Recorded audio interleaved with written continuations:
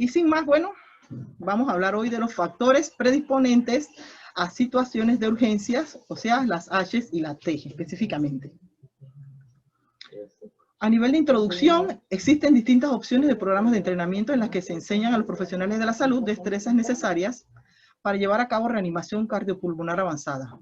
Uno de los más conocidos es el curso de ACLS, impartido por la Asociación Americana del Corazón. Y uno de los temas abordados en este programa es el manejo de las causas de las H y las T, que pueden desencadenar un paro cardiorrespiratorio, particularmente en ritmos no desfibrilables. Y la importancia de iniciar un manejo simultáneo durante las maniobras de reanimación cardiopulmonar. Sin más, entonces, vamos a hablar de las famosas H y T. Aunque ustedes no lo crean, esto no es tan viejo, dice que es del año 1995, por el señor ese que está escrito ahí arriba. Si se pueden ver, a la mano derecha dice un señor que se llama Clough. Él lo hizo en 1995 como una mnemotecnia para que cuando hacían los entrenamientos las personas pudieran tener la idea más rápida de lo que tenían que hacer en el momento de paro. Compañeros, acuérdense que estamos, y sitúense en este momento en un paro, ¿sí? Los paros no siempre nosotros los presenciamos, hay paros presenciados, pero por lo general nosotros recibimos paros, ya la persona te dice, ay, lo encontramos ahí, tirado pata para arriba o boca abajo, ustedes van a tener muchas ideas de lo encuentran. O en la sala de repente, ay, pero yo acabo de pasar y ese paciente no estaba así.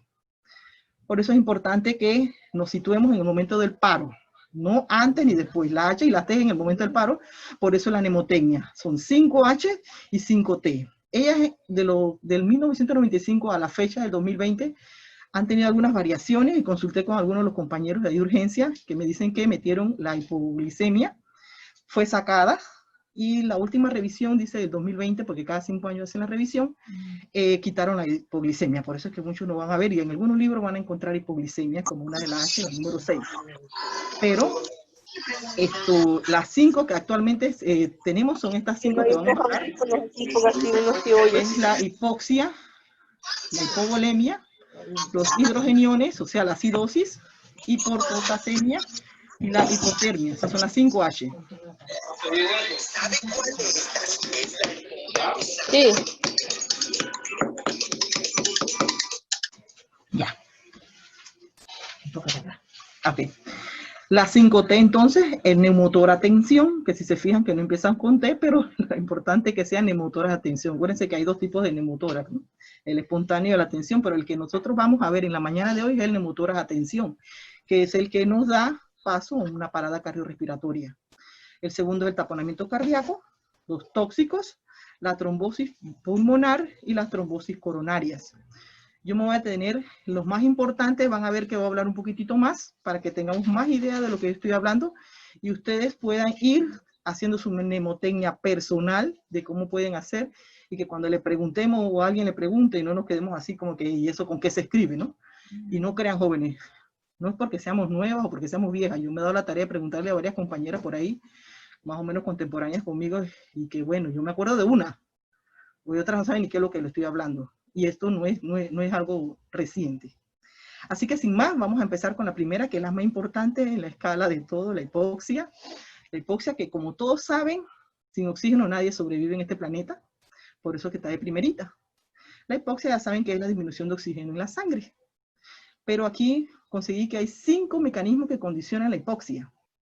Uno de los primeros mecanismos es la disminución de la presión inspiratoria de oxígeno. O sea, ¿qué quiere decir ese mecanismo? Son esas personas que le encanta estar trepándose en esas colinas, cerros, cosas grandes, altas alturas. Ellos, a medida que uno va subiendo, el oxígeno va bajando. Entonces ahí, esas personas pueden sufrir de hipoxemia. También en lugares cerrados, en los espacios confinados, donde el CO2 es del 21%, también eso te condiciona que la persona haga hipoxia.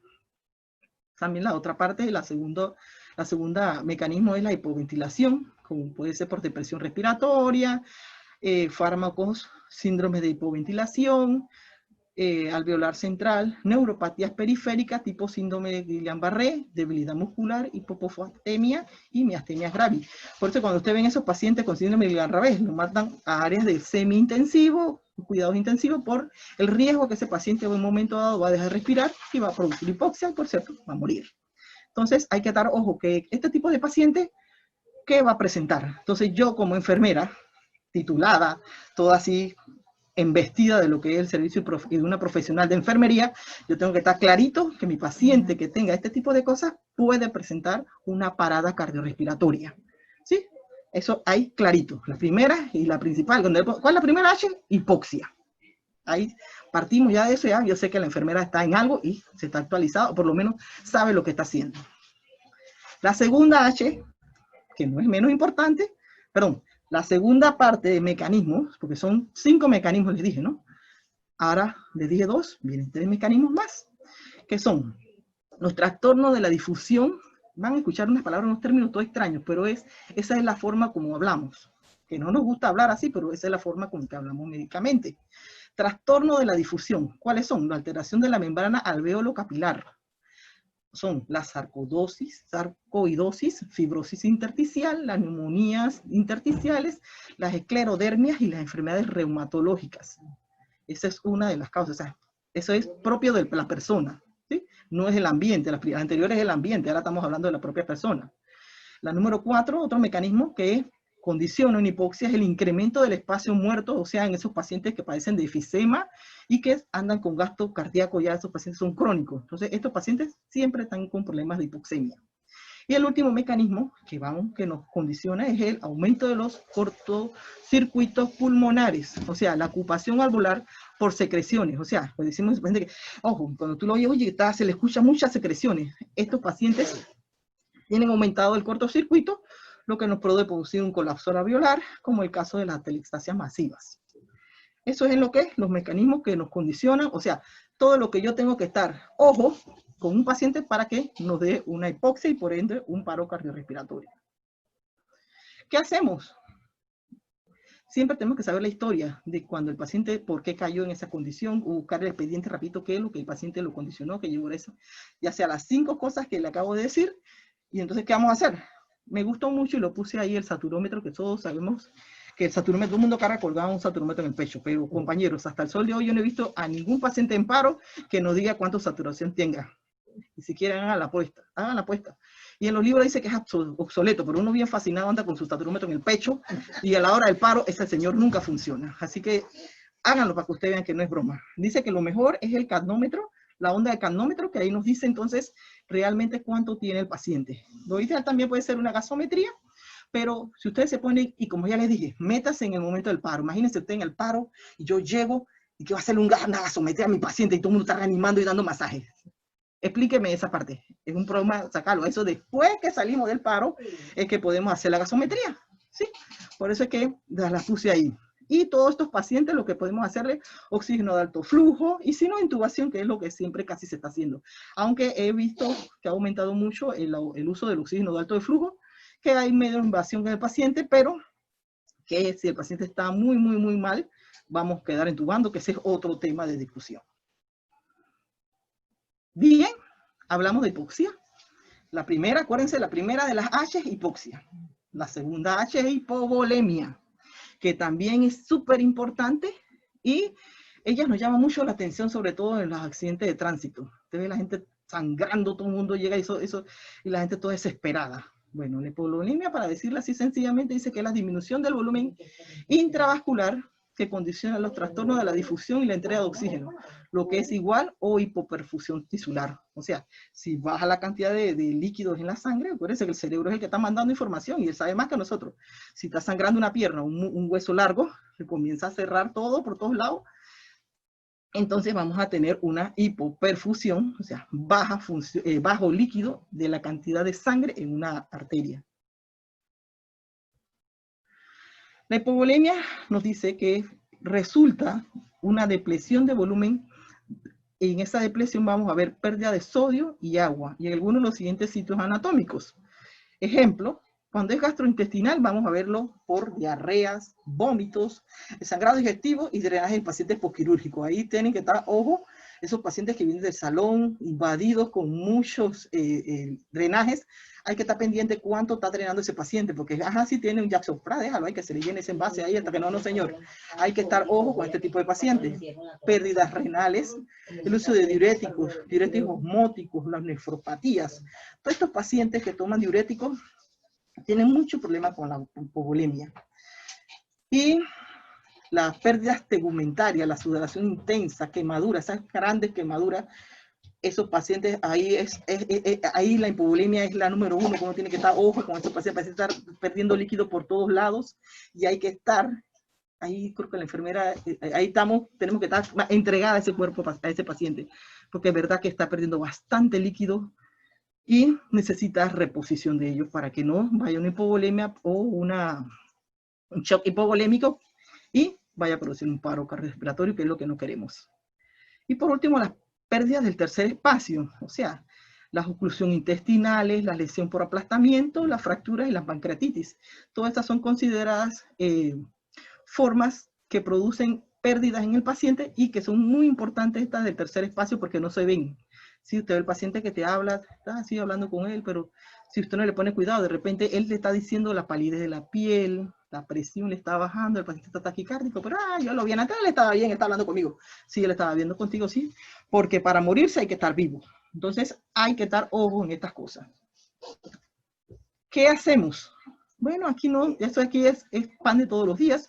Las soluciones cristaloides, dice que cuando estamos en el paro, recuerden que estamos hablando del paro, el paciente se puede ir reponiendo de 500 a 1000 cc.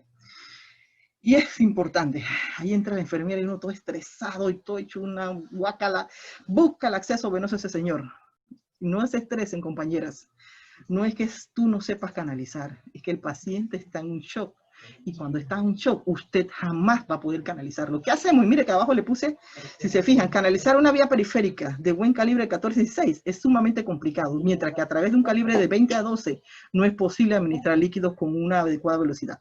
Por eso ellos hacen mucho énfasis en el acceso intraóseo, que es de suma importancia, porque ahí podemos hidratar al paciente, reanimarlo con líquidos hasta que podamos conseguir un acceso mucho más importante, porque ahí dice, durante el paro no es recomendable estar colocando accesos vasculares centrales, ¿sí?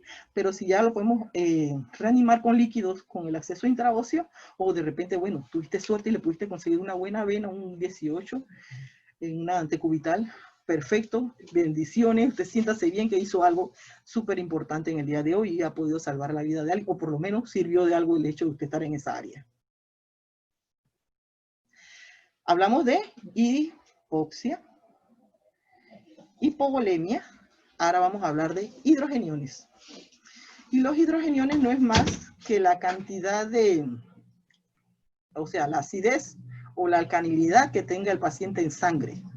Cuando hablamos de eso, entonces vamos a hablar de una brecha amniótica elevada. Cuando hablamos de esa brecha amniótica, entonces nos vamos a ir a las que son las acetoacidosis diabéticas, las acidosis urémicas, las acidosis lácticas. También son producidas por tóxicos como el metanol, el etanol, la acetaldehído y los salicilatos.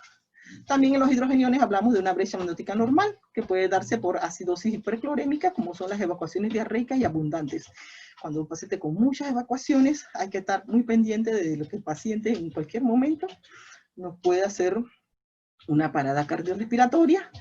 Y la fuente es sencillamente que está con diarrea y tiene como, ¿cuántos días tiene? El paciente no puede ni mover los brazos cuando usted le pregunta qué es lo que le está pasando. Hay que reponer inmediatamente todo lo que el paciente esté perdiendo. ¿Qué hacemos entonces con este paciente?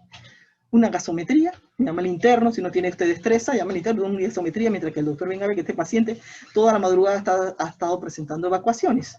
Y vamos a ver cómo está la cantidad de bicarbonato en este caso, que es el que nos dice qué tan ácido o qué tan básico tiene la sangre del paciente. Y nos dice ahí, se lo puse, está indicada con niveles de un pH menor de 7.2 o un bicarbonato menos de 8 miliequivalentes por litro. Eso nos lo da el mismo aparato, el gasómetro. Y uno lo mira rapidito y se da cuenta cuánto puede ir reponiendo el bicarbonato hasta que venga el médico y nos dé entonces cuánto de bicarbonato en realidad el paciente requiere. Pero como enfermeras podemos estar clarito que cuando estos pacientes están con muchas evacuaciones, el paciente puede hacer una parada cardiorrespiratoria por hidrogeniones, que sería el tercero. Ahí está, hidrogeniones, el tercero. El cuarto, que es un poquito más tedioso, pero que se ve muy frecuente, es la hipo o hipercalemia. Hipo o hipercalemia, que es la cantidad de potasio que el paciente tenga en sangre. ¿Sí? Los valores los puse ahí de 3.5 a 5.3, más o menos algunos libros dicen 4.8. Hay variaciones, pero eso es más o menos el estándar de lo que se pide que tenga el paciente potasio en sangre. El incremento en la actividad de la bomba sodio de potasio, porque hablamos de esa bomba de ATPasa o alteraciones del transporte de potasio, puede ser, podríamos decir que puede ser interferida por aumentos de dosis de insulina, alcalosis metabólica, pérdida de líquidos por vía digestiva, vómito, diarrea o laxantes. ¿Sí? Y ahí nos dice que la causa más frecuente de pérdidas renales son el uso de diuréticos y los mineralcorticoides. También el hecho de la hipercalemia, entonces nos da por reducción de las secreciones de la aldosterona. Ya esos son daños que el paciente tiene de por sí, por alguna patología de base. Lesiones renales agudas, estos pacientes nefrópatas casi todo el tiempo te oyen que sí, le acabo de poner dextrosa, callaxelate, es porque el paciente por lo general siempre tiene potasio alterado. Y ellos, además, así te dicen, el frasco blanco ese, sí, yo tengo uno en mi casa, porque hasta parece que ellos se lo toman en la casa como agua. Pregúntale para que ustedes vean lo que es un callaxelate, ellos le dan hasta una clase a uno de lo que es callaxelate. Y el descenso de la entrega de sodio y el agua al sitio distal de la secreción, porque esos sí son daños entonces ya más profundos en lo que es el nivel renal. Y la hipocalemia, hipercalemia, se repone. Si le falta en las H, ya tú te das cuenta que eso, uno lo repone o trata de disminuirla. Por eso que ustedes ven que le puse gluconato de calcio, le puse bicarbonato, y todo eso es que el paciente tiene una hipercalemia. No se asusten, es eso lo que se está reponiendo en el paciente, y descubrieron que el paciente tiene una hipercalemia, o en su defecto hipo, le ponen cate. En la hipo es importante también, está pendiente, jóvenes, que cuando el paciente le falta potasio, yo veo a esas compañeras que le mandan la carga de potasio y lo dejan ahí esperando para cuando yo no sé qué esperan. O lo ponen en una vena periférica y que pase el día del moco. Jóvenes, eso duele, eso arde y quema. Si no tiene un CBC y el paciente requiere, consigue una vena gruesa, grande, y le ponen a pasar eso, ponen una bomba de infusión y pónganlo sobre el tiempo que requiere. Porque eso hay que estar evaluándolo si requiere más potasio, jóvenes. No es para que lo dejamos ahí, no. Por eso le estoy haciendo énfasis. En la tercera I, en el tercer H, hipoxemia, hipovolemia y la hipocalemia. Así que cuando ustedes le manden, vean, eso causa muerte. Entonces, jóvenes, denle prioridad. Y la última, que tampoco es importante, no importante, pero entre las escalas de todas es la que van al final, se llama hipotermia. En nuestro país, por lo general, no nos vamos a morir de frío. Aquí hace una calor de perro. Pero, jóvenes, la hipotermia mata. Y no estoy hablando del congelador en Estados Unidos. La hipotermia se refiere específicamente, aquí en nuestro país, a aquel paciente que recibe, ejemplo, un paciente con un accidente un trauma cerrado, el que tenga, lo destapamos, viene el cirujano y que quiere verle la barriga para ver cómo estaba, si la tiene dura, la tiene plana, lo destapa. Viene el otro que le va a hacer un ultrasonido, lo destapa y le pone un gel. Esas son las hipotermias que matan. No es el congelador. Sí se da en Estados Unidos, cuando caen esas cosas de hielo se da, pero en nuestro país la hipotermia a lo que nos vamos a referir es a ese tipo de hipotermia. Ahí dice la temperatura corporal debajo de 35, ya estamos hablando de hipotermia. Y ahí le puse la clasificación 32 a 35, ya no debe llamar la atención, que es leve, moderada 28, menos de 28 y el paciente está muriéndose. Jóvenes, ojo. La enfermera tiene un apoyo, que es el técnico. Nosotros nos podemos apoyar. Ese paciente no puede estar sin sábana. El paciente tiene que tener una frazada y en su defecto, la caja, y doy fe, han conseguido blowers, han conseguido unas frazadas que nos sirven muy bien para manejar la temperatura de esos pacientes. La muerte por hipotermia es muy triste, porque imagínense usted cuando uno está durmiendo en su casa y se le cae la sábana o muy sueño, el aire lo pone y usted siente que se está muriendo congelado. Ahora imagínense que usted se para y se pone la sábana y se arropa, ¡ay, está que tiemblo!, ¿verdad? Imagínense un paciente que está entubado y no puede hacer eso, ¿cómo se va a sentir esa persona? Pero si nosotros como enfermera estamos pendientes de que ese paciente, cada vez que el bendito funcionario se le ocurra destaparlo, doctor, tápelo, o vamos y lo tapamos, ¿sí? Para evitar problemas y lo tapo, listo. Porque hoy es el señor Juan Pérez, mañana puede ser Jenny Nieto la que está tirada allí, ¿sí? Siempre pensemos que el que está allí puede ser yo, o puede ser alguien muy querido por mí, y qué bueno, y me sentiría yo, y me sentí con frío, y vino un angelito y me tiró una sábana. Eso es muy importante. Esa es la hipotermia que estoy hablando aquí yo. Las causas de hipotermia, la exposición ambiental, mira que la está en número 1, que es ese tipo de exposición, la inmersión en agua, que aquí casi no vamos a congelarnos por agua, y condiciones médicas como por ejemplo hipotiroidismo, que yo casi no he visto a personas con hipotermia por hipotiroidismo o sepsis, de repente no le he puesto cuidado. Los tóxicos tipo etanol producen hipotermia y los medicamentos hipoglucemiantes orales sedantes. Esos pacientes pueden presentar hipotermia. O sea que no es tan fácil la hipotermia a pesar que está en último puesto, pero sí es súper importante que le tengamos en cuenta, sobre todo como enfermera, la función que nosotros podemos hacer y pedir un blower o hacer algo por ese paciente, pero que ese paciente por lo menos de mi área no diga que, ay madre, casi me muero congelado yo ahí. Y ustedes se han dado cuenta cuando van al salón de operaciones, uno sale arropado y que temblando, pero siempre le ponen una cosa calientito. ¡Ah, qué bien, qué bueno me siento! Y uno se siente que su cuerpo está en este planeta y no yéndose para el planeta del más allá. Entonces, aquí tenemos nuestras 5 H's. ¿Sí? Es decir, recapitulamos, vamos a recapitular rapidito. Hipoxia, hipovolemia, hipoxia, hipovolemia, hidrogeniones, hipercalemia y por último la hipotermia. Entramos en las otras T. Son 5 T. Ya casi terminamos, compañeros.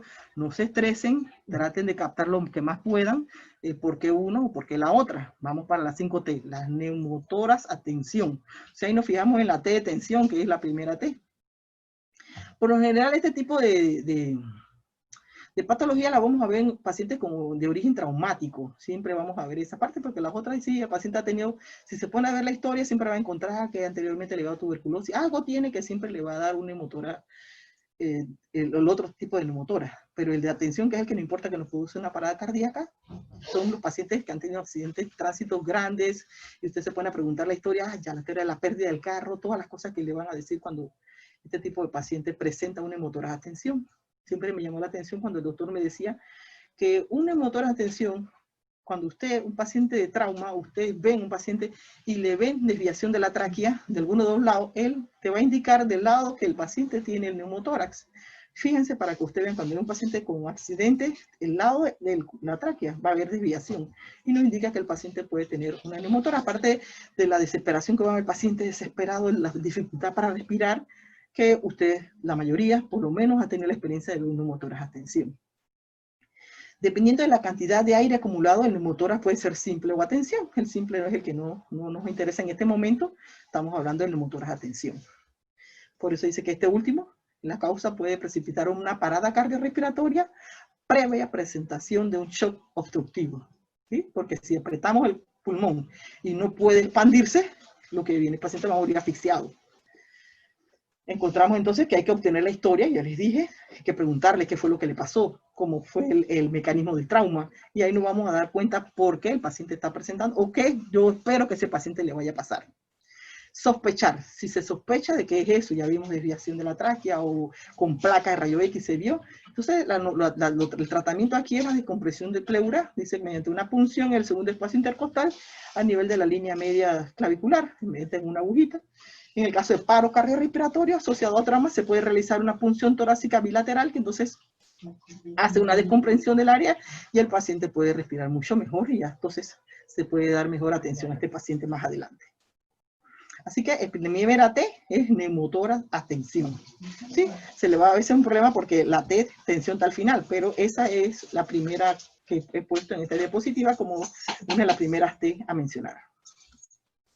La segunda, que es súper interesante, muy poca vista, pero súper, muy interesante esta, que son los taponamientos cardíacos. ¿Sí?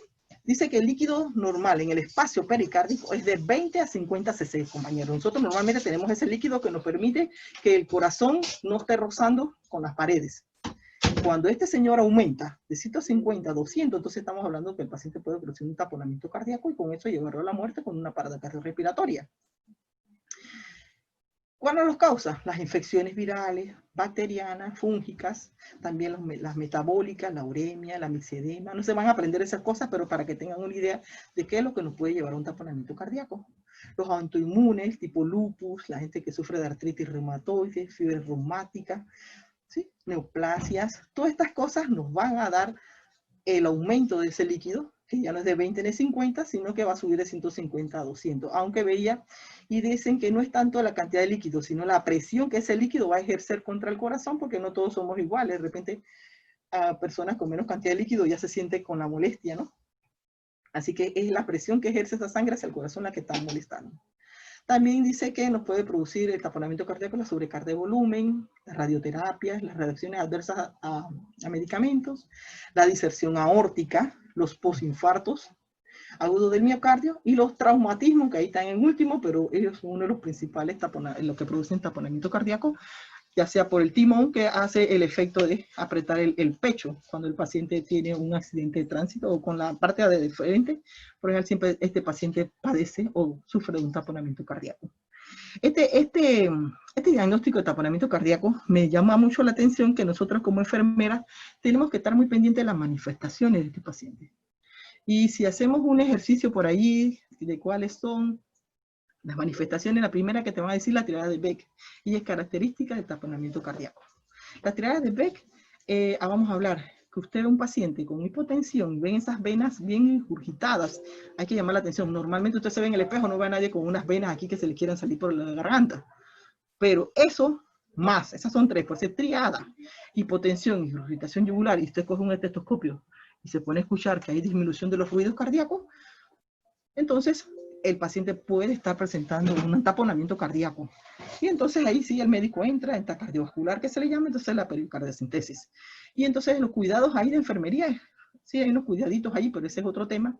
Pero nosotras como enfermeras, por lo general, un taponamiento, un paciente con un traumatismo, puede ser que le vaya a dar un taponamiento cardíaco, pero yo tengo que estar ojo con la triada de Beck y por lo menos saber las cuáles son. Así que ahí se las dejo para que las tengan pendientes y no las olviden, que son muy importantes. La otra T serían los tóxicos. Los tóxicos también nos producen parada cardiorrespiratoria. El clásico es la gente que consume cocaína, se pasa la cocaína, el paciente viene convulsionando y hace su parada cardiorrespiratoria.